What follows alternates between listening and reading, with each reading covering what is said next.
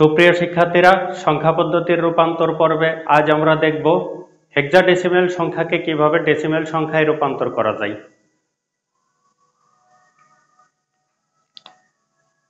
দেখো, হেক্সাডেসিমেল সংখ্যাকে ডেসিমেল সংখ্যায় রূপান্তর। আমি একটা হেক্সাডেসিমেল সংখ্যা লিখি।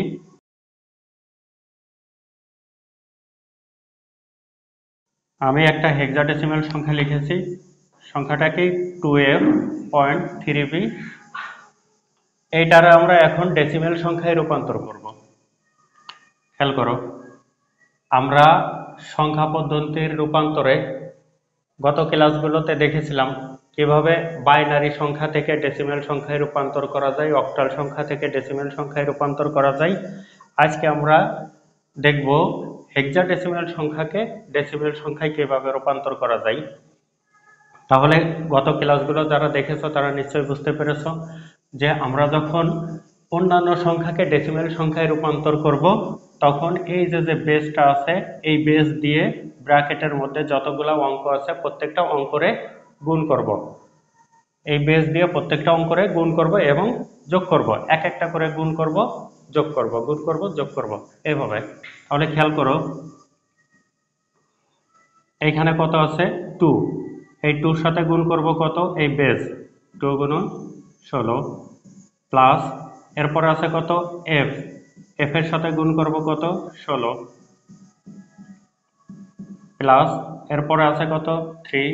3 সাথে গুণ করব 16 প্লাস এরপরে আছে কত? b। b এর সাথে গুণ করব 16। এখন আমরা পাওয়ার বসাবো। পাওয়ার বসাবো কিভাবে?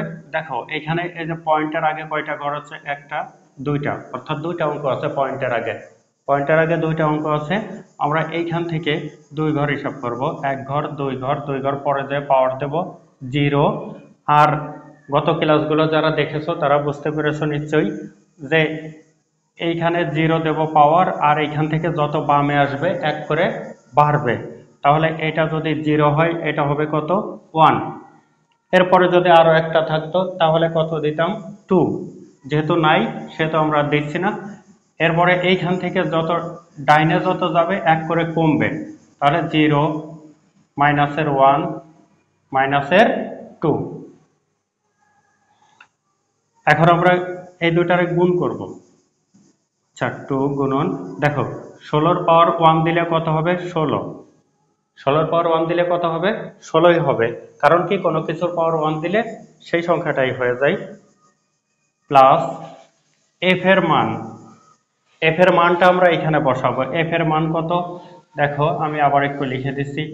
a b c d e f এর মান হচ্ছে 10, b এর মান 11, c এর মান 12, d এর মান 13, e এর মান 14, f এর মান 15। তাহলে দেখো f এর মান কত? f এর মান 15। আমরা f এর পরিবর্তে এখানে কত বসাবো? 15 বসাবো। গুণ কত? 16। 16 পাওয়ার 0 মানে কত? 1। 16 পাওয়ার 0 মানে কত? 1। আমরা জানি যে কোনো কিছুর পাওয়ার 0 বসালে তার মান হয় কত? 1। কোনো কিছুর পাওয়ার 0 বসালে তার মান কত হবে? 1 হবে। প্লাস 3 গুণন, দেখো এই যে ইনভার্সেরটা গত ক্লাসে যারা দেখেছো তারা অবশ্যই ইনভার্সের কাজ বুঝতে পেরেছো। এখন দেখো, আমি আবার একটু রিপিট করছি। মনে করো a ইনভার্স m। তাহলে আগে কোনটার কাজ করব? ইনভার্সের কাজ করব। ইনভার্সের একটা মান আছে 1 বাই হচ্ছে বেস কত? a। ইনভার্সের পরে যেটা আছে সেটা আমরা পাওয়ারে বসাবো। তাহলে দেখো, 3 ইনভার্সের মানটা বসাবো 1 বাই হলো 16। আর ইনভার্সের পরে আছে 1, 1 এই পাওয়ারে বসাবো। 1 পাওয়ারে দিলেও হয়, না দিলেও হয়। প্লাস b এর মান কত? দেখো তো এখানে একটু খেয়াল করে, b, এই যে b এর মান কত? 11। তাহলে b এর পরিবর্তে কত বসাবো? 11 গুণন ইনভার্সের মান 1 বাই 16। ইনভার্সের পরে আছে কত? 2। 16 পর 2। এখন দেখো, এগুলা গুণ করব আমরা। 2 আর 16 গুণ করব। 16 দ্বিগুণে কত হয়? 32 প্লাস 15 আর 1 গুণ করলে কত হবে? 15 1 কত?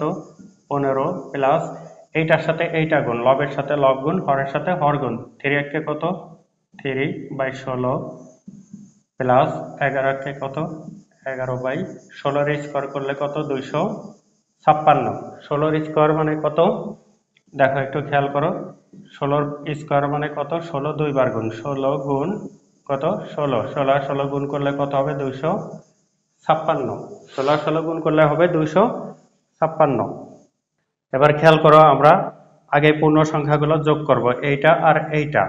5 5 আর 2 যোগ করলে কত হয় 7, 1 1 3 আর 1 4, 47 প্লাস 3/16, 3 দিয়ে 16 রে ভাগ করলে কত হয় 0.1875, এরপর এই প্লাস, তারপর 11 দিয়ে 256 রে ভাগ করলে কত হয় 0.04296 সামথিং আসবে। তাহলে এখন আমরা সবগুলো যোগ করব, সবগুলো যোগ করলে কত হয় দেখো একটু, সবগুলো যোগ করলে কত হয় এখানে একটু দেখাই দেই। 0.1875, তারপর আছে কত 0.0429 সামথিং। 5 9 5 14 4, হাতে 1 7 রেখে 8 8 2 10 0, হাতে 1 4 রেখে 5 8 5 13 3, হাতে 1 1 রেখে 2, 0.2304 সামথিং আসবে। তাহলে দেখো যদি 47-এর সাথে এটা যোগ করা হয় তাহলে কত হবে, টোটাল মিলে হবে 47.2304 সামথিং আসবে। বেস বসাবো কত 10। বেস কেন 10 বসাইছি দেখো, বেস কেন 10 বসাইছি আমরা এখানে একটু খেয়াল করি, আমরা কোনটা থেকে কোনটা করতেছি, আমরা হেক্সাডেসিমাল সংখ্যাকে কোন সংখ্যায় রূপান্তর করছি, ডেসিমেল সংখ্যায়। যেহেতু ডেসিমেল সংখ্যায় আমরা রূপান্তর করতেছি, তাহলে ডেসিমেল সংখ্যার বেস কত আমরা জানি, ডেসিমেল সংখ্যার বেস 10, যার কারণে এখানে আমরা বেস বসাইছি কত 10। তাহলে নিশ্চয়ই তোমরা বুঝতে পেরেছো যে হেক্সাডেসিমাল সংখ্যাকে কিভাবে ডেসিমেল সংখ্যায় রূপান্তর করতে হয়। ঠিক আছে, আমি আবারও একটা রিপিট করছি। প্রথমে এই বিতর্কের অঙ্কগুলারে এইখানে যে বেজ আছে, বেজটা দিয়ে গুণ করবা, একটা একটা করে গুণ করবা। এই যে 2, দেখো এই যে 2 গুণন কত 16, এরপরে আবার প্লাস বসাইছি, f গুণন কত 16, এরপরে আবার প্লাস বসাইছি, 3 গুণন কত 16, আবার প্লাস বসাইছি, b গুণন কত 16, তারপরে পাওয়ার বসাইছি। পাওয়ার কিভাবে বসাইছি, এখানে দেখো এই পয়েন্টের আগে কয়টা ঘর আছে, দুইটা, এখানে একটা ঘর দুইটা ঘর দিয়ে ওইখানে পাওয়ার বসাইছি 0, তারপরে ওইখান থেকে যত বামে আসবে এক এক করে বাড়বে, ওইখান থেকে যত ডাইনে যাবে ভগ্নাংশের ক্ষেত্রে এক এক করে কমবে। তারপরেরটুকু নিশ্চয়ই বুঝতে পেরেছো কিভাবে করছি।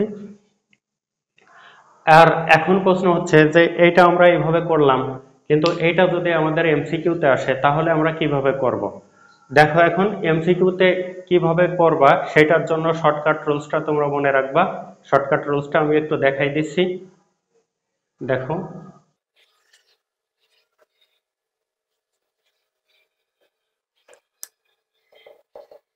আমাদের অঙ্কটা ছিল কি 2f.3b, বেস ছিল কত 16। এখন খেয়াল করো, এই ক্ষেত্রে তোমরা কি করবা, এই যে পয়েন্টের আগে দেখবা কয়টা ঘর আছে, পয়েন্টের আগে একটা দুইটা ঘর আছে। পূর্ণ সংখ্যার ক্ষেত্রে তোমরা পয়েন্টের আগের এই যে একেবারে পয়েন্টের আগে যে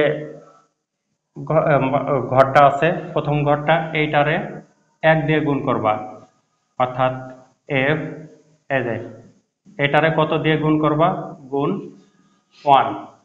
এর পরেরটারে গুণ করবা, যদি আর একটা থাকে ওইটারে গুণ করবা কত দিয়ে, 16 দিয়ে। এরপরে যদি আরেকটা থাকতো তাহলে সেইটারে আমরা 256 দিয়ে গুণ করতাম। এভাবে মনে রাখতে হবে। এরপরে দেখো পয়েন্টের ডাইনে যেগুলো আছে ওইগুলার প্রথমটারে ভাগ করতে হবে। প্রথমটারে ভাগ করবা কত দিয়ে, ভাগ হচ্ছে 16, দ্বিতীয়টারে ভাগ করবা কত দিয়ে? ভাগ হচ্ছে 256। প্রথমটারে ভাগ করবা কত দিয়ে? 16 দিয়ে। দ্বিতীয়টারে ভাগ করবা 256 দিয়ে। তাহলে ভাগ করলে দেখো তোমাদের মানটা বেরোয় যাবে। তাহলে এইভাবে করবা। দেখো এফ এর মান কত? এফ এর মানটা নিশ্চয়ই তোমাদের জানা আছে। এফ এর মান হচ্ছে 15। এর সাথে গুণ করবা 1। 15 একে কত? 15। আর 2 গুণন কত? 16। 16 দ্বিগুণ কত? 32। দেখো কত হয়? 5 আর 2 7, 3 আর 1 4, 47। আমাদের দেখো আগের অ্যান্সারটা কত ছিল? 47, অর্থাৎ পূর্ণ সংখ্যাটা আমাদের কত ছিল? 47। এরপরে পয়েন্ট।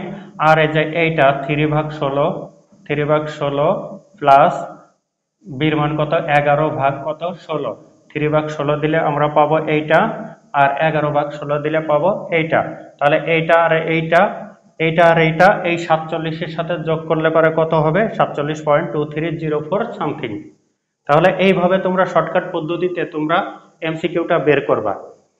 এমসিকিউ বের করার জন্য তোমরা ওই এইভাবে পুরাটা করবা না।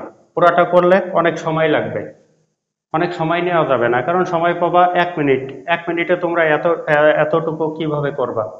যার কারণে তোমরা এই শর্টকাট রুলসটা একটু খেয়াল করবা। ঠিক আছে? যদি এটা বুঝে থাকো তাহলে তোমাদের একটা কাজ দিচ্ছি।